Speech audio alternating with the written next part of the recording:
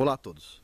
Hoje eu gostaria de falar um pouquinho sobre a lei do imigrante, aprovada lá ou sugerida pelo ministro Aloysio Nunes. Quem não conhece esse figura, pesquise na internet a história dele e entenda a história dele. Uma pessoa, no mínimo, interessante, que trabalhou com movimentos revolucionários no Brasil, pessoas que... esses movimentos que mataram outras pessoas, ok? E agora tá com uma cara de bonzinho, velhinho, num terninho bonito, etc, tal. Tinha um monte de foto dele em São Paulo, todo mundo votando para ele pro Senado, né? E assim, ontem eu acho que o Fernando Henrique falou assim, o PSDB tem que sair do governo Temer porque a gente tá se sujando. Sério, o PSDB tá se sujando com o governo Temer? Olha, sério, o governo Temer é ruim, o PSDB pior, percebe? A lei de imigração veio do PSDB, foi aprovada por esse grupo de crápulas. Agora, vocês têm noção que é a lei da imigração? Olha, um amigo meu, professor da Universidade de São Paulo, que foi trabalhar na Noruega, num centro de excelência da Schlumberger lá na Noruega, muito tempo atrás. Ele, como ia ficar muitos anos lá, ele não tinha ideia de quantos anos, na verdade, mas mais do que 6 meses, ele teve que fazer um curso sobre a cultura do país. Algo que não é preciso no Brasil, ok? O imigrante pode entrar no Brasil, não precisa fazer curso nenhum, não precisa saber sobre a cultura, não precisa de nada. Ele pode, inclusive, impor a sua própria cultura, ok? No Brasil ele pode impor sua própria cultura. Beleza. A lei do imigrante é uma lei interessante. Por favor, vocês podem ler ela. É interessante. Bom, na Noruega aconteceu o seguinte. Esse meu amigo foi fazer o curso sobre a cultura da Noruega, ok? Chamava curso de civilização, alguma coisa do tipo. E aí na primeira aula tinha ele, a esposa dele, mais umas pessoas e assim, uma multidão de muçulmanos que estavam entrando no país, ok? Uma multidão. X lá. Ok, pessoas que iam entrar tudo legalizado, tudo direitinho, por isso estavam fazendo o curso. Não estou falando dos ilegais, estou falando das pessoas que foram direitinho para lá. Aí o que aconteceu foi o seguinte, aula 1, tá? Aula 1, o professor diz assim, ninguém, aqui na Noruega, ninguém tem o direito de bater numa mulher. Aí, tipo assim, meu colega riu, tipo, todo mundo sabe disso, quem vai bater numa mulher, não faz sentido, né? E aí, de repente, começa a levantar a mão o pessoal dos países árabes, assim, um monte de pergunta. As perguntas começaram assim. O cara perguntava, ele não podia bater na mulher dos outros, mas na mulher dele ele podia, certo? Aí o cara fala, não, o professor fala, não, você não pode bater na sua mulher, nenhuma mulher. Aí o cara pergunta assim, como é que ele vai educar a mulher dele se ele não pode bater na mulher dele? Aí o professor explica, olha, aqui na Noruega são leis, você não pode bater nem na sua mulher, ok? Você vai preso se você bater na sua mulher. Aí outro cara fala assim, mas... ok, então um adulto não pode bater na mulher, mas o cara falou assim, se ele podia pedir pro filho dele de 10 anos bater na mulher dele caso ele precisasse. E o professor explicou, não, ninguém pode bater em mulher, você não, muito menos ensinar para criança, porque inclusive o professor falou o seguinte, tinha muitos casos de violência de meninos muçulmanos contra meninas geral, tá? Muçulmanas e da Holanda. Holanda não, Noruega. Centro de Excelência Brasileira, Noruega. No caso, então é Noruega. Eles acreditavam que as crianças agiam daquela forma porque viam os pais batendo nas mães, entendeu? Aí um outro começa a ficar nervoso lá, mas espera um pouquinho. Se a pessoa pergunta assim, se ele não pode educar a mulher dele, quem vai educar a mulher dele? E o cara explica, a mulher não precisa ser educada, percebe? Ela já é um adulto. Tipo, e assim, esse meu amigo ficou horrorizado, porque assim, a aula foi isso, entendeu? E explicando as perguntas toscas. Aula 2, foi uma semana de aula. Aula 2, o cara diz assim, o professor começa, aqui na Noruega não é permitido estuprar uma mulher. E aí começa o bando de muçulmanos, desculpa os muçulmanos, mas assim, vocês têm que ver os amigos de vocês do Oriente, entendeu? Porque o pessoal do Ocidente ainda vai se transformar igual no do Oriente. Vocês fiquem tranquilos, uma hora eu posso falar sobre isso. Tem que ter muito cuidado, ok? E aí o cara começa assim, mas tudo bem, mas defina estupro. Aí o professor fala assim, ó, você não pode ter relações com uma mulher que não quer ter relações. Aí o cara fala assim, não, tudo bem. Outro cara pergunta assim, mas se a mulher está desacompanhada, ele pode ter relações com ela, certo? Aí o professor explica, não, você não pode. Você não pode. Nem se ela estiver desacompanhada. Ela tem o direito de andar desacompanhada. Aí o outro pergunta assim, peraí, mas por que as mulheres têm o direito de andar desacompanhada? Tipo, imagina como o professor tem que ter uma paciência para explicar algumas coisas. Agora, e aí isso vai mais além. Será que alguma das coisas que o professor explicou entrou na cabeça desse sujeito? Desses sujeitos? Então, assim, eu sei que no Brasil é ensinado que os muçulmanos são da paz e que os judeus são maus, né? Que os muçulmanos são bonzinhos por atacar mísseis na cabeça dos judeus em Israel. Eu sei que é explicado isso. Eu sei que o pessoal diz assim, Israel tá tentando dominar o mundo árabe. Israel, se você for ver no mapa, é um país desse tamanho assim, ó. Desse tamanho assim. Os países do lado são isso aqui, enorme. E, tipo, Israel não pode ter uma faixa de terra desse tamanho, ok? Não estou discutindo o caso, mas eu estou discutindo o seguinte. Olha, tem grupos de pessoas que não são santos, percebe? Que é muito difícil conviver com esse grupo de pessoas. Vários grupos, não são só os muçulmanos, tem vários grupos.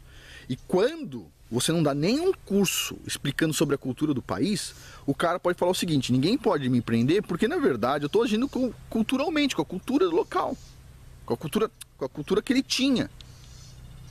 Percebe? Ele está trazendo uma cultura nova. Agora, ninguém vai falar nada. Do dia 15, eu acho que 15 ou 20 de novembro, eu não lembro, agora esse mês, começa a valer o Estatuto do Imigrante ou a Lei do Imigrante, eu não sei. E o que eu posso falar é o seguinte, ninguém vai reclamar.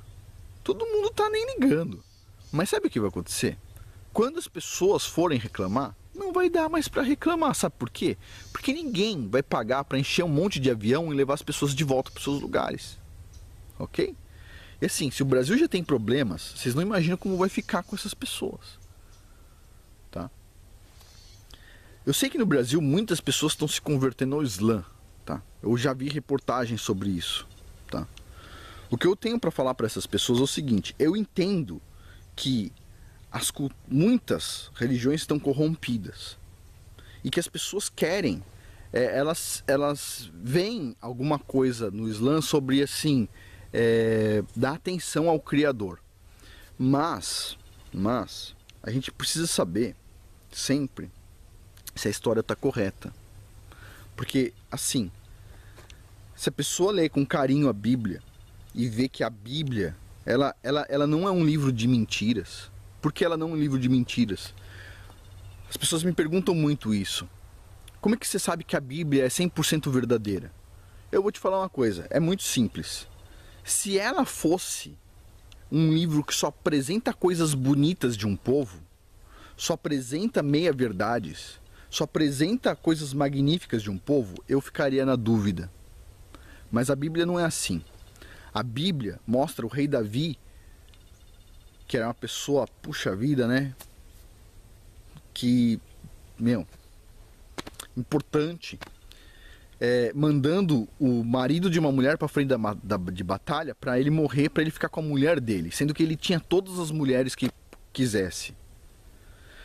A Bíblia mostra o caso de dois filhos de Jacó que fizeram um trato de o pessoal fazer circuncisão de uma cidade inteira, e eles fizeram circuncisão da cidade inteira e eles entraram e mataram todo mundo de forma injusta. Inclusive Jacó, de certa forma, amaldiçoou eles, esses dois. Então assim, imagine por que um povo faria um livro de mentiras contando só histórias feias sobre si mesmo. Tipo, falando, olha, a gente acerta às vezes, mas e a gente erra também. E quando a gente erra feio, percebe? Porque um povo faria isso? Contar histórias feias de si mesmo. Passar para o mundo, olha, o rei Salomão, o homem mais inteligente, mais sábio que teve, casou com 300 mulheres e construiu o templo para trocentos deuses diferentes e acabou dividindo o povo dele no meio. Por quê? Por que alguém contaria histórias tão desfavoráveis a si mesmo? Se a Bíblia é uma mentira, as pessoas que escreveram, vamos supor que escreveram a Bíblia, deveriam contar meias verdades, contar só a parte boa, mas não, a Bíblia, ela é cheia de coisas muito difíceis. O livro de Jó, quem aqui em sã consciência, se quiser fazer uma pessoa seguir um livro, vai colocar o livro de Jó, um livro tão enigmático, uma pessoa que em tese, puxa, a vida era boa, etc, passou por um aperto. E ele traz muito conhecimento pra gente, esse livro de Jó.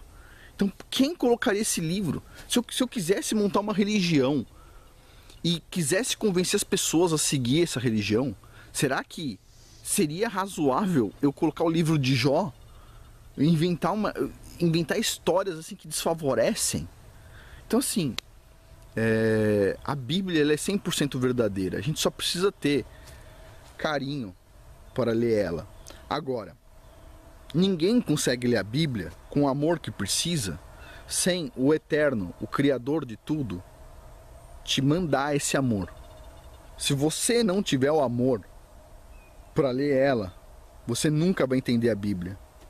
Então, antes de ler, a gente tem que pedir auxílio ao Criador para entender tudo que está escrito lá. Ok?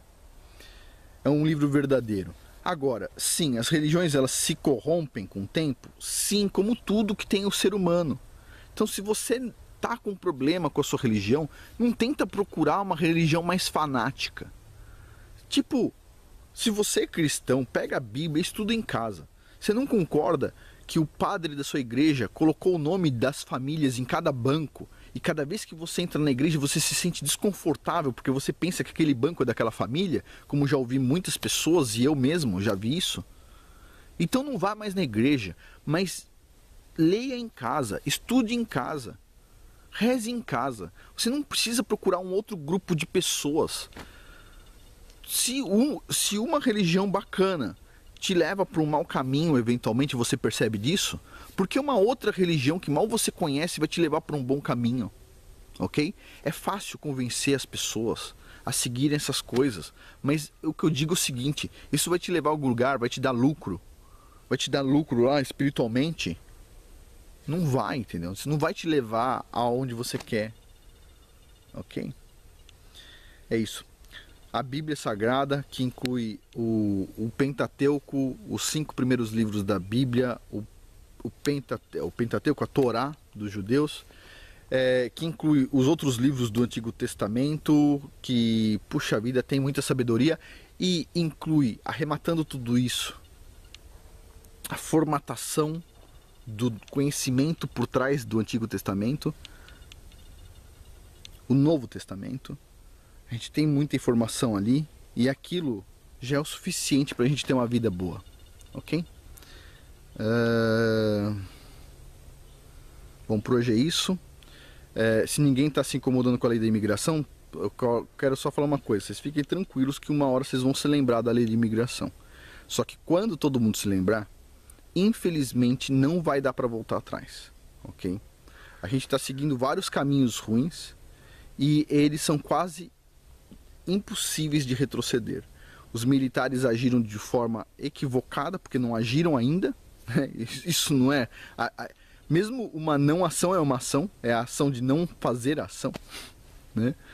É uma decisão, né, de não agir. E agora é quase impossível fazer uma coisa assim que não... de uma forma boa, sabe? E... Eu não sei, eu sei que assim, a gente tem que rezar e procurar um bom caminho através assim, do que o Criador nos inspira. Mas eu vou fazer um vídeo que é sobre o que a gente peca e por que a gente tem que corrigir isso, ok? Bom, por hoje é isso. Muito obrigado.